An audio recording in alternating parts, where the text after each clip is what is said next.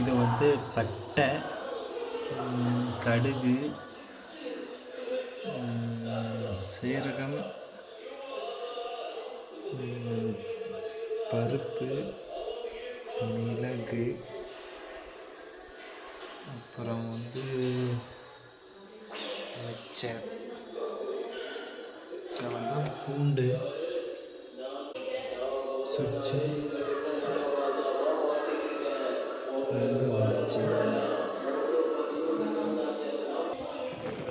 இது வந்து அரிசி.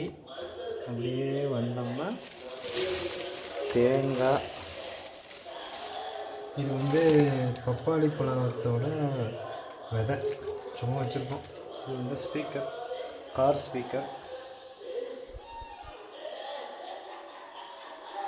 நமக்கு வந்து முட்டை பொரிக்கும். அவ்வளோதான். இது